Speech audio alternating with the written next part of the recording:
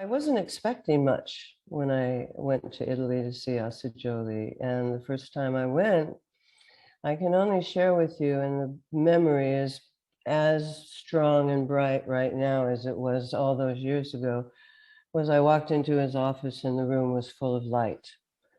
I don't know any other way to describe it. And with Assagioli, I learned how to see potential. I mean, and when you said see the soul, when you were with Assagioli, there was no question about who you were. You rose to be the best version of yourself, if we want to call it that, or I transcended all the stuff that was going on. Of course, it had to be dealt with later, but there was something about when we see soul, people have the opportunity to transform. In a way, he was spectacular, but in a more inner way, because when you were around, I had to overcome many resistances, and but then I saw what was happening.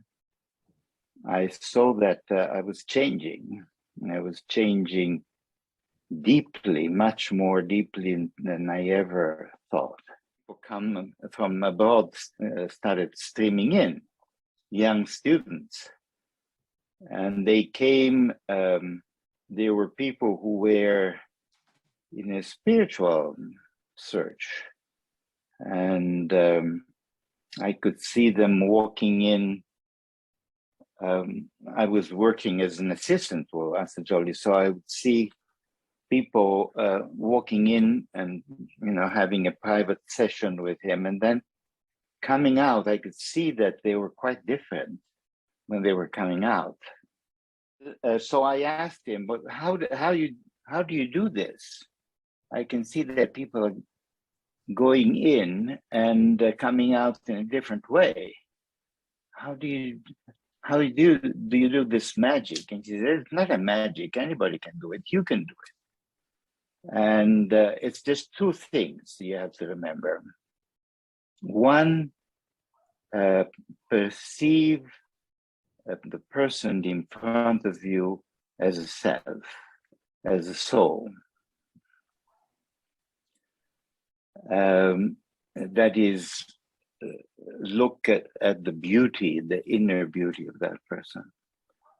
And second, remember always to radiate, to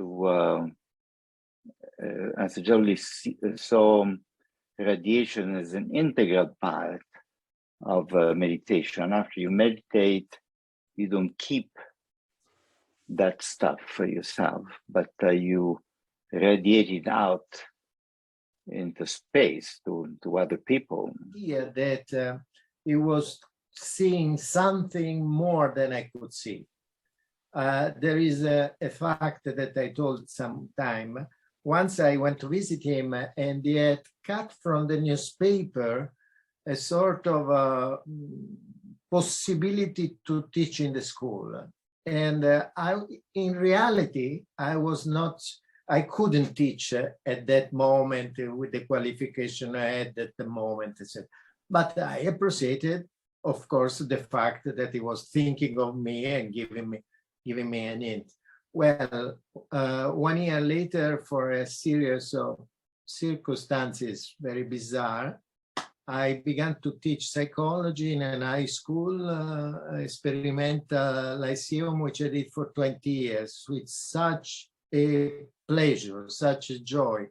And being an experimental school, I could bring in psychosynthesis in the afternoon. I could do the programs. So I was going back to him because he was very interested in education. So I thought that's probably something that I have to do. Not only the therapeutic work, but something in education. And so I've worked since then in the field. So sometimes I had the impression that he could see farther than me, and I could give a try to the possibility he was opening. Just hearing what Andrea is saying and what Piero said too about the aura, I mean, I think Roberto had a remarkable gift of seeing, let's just put it that he could see many things that were going on at many levels. The beauty was that he offset that power with humility. And also with what Piero said is so beautiful, that I think the relationship came first and everything followed from that.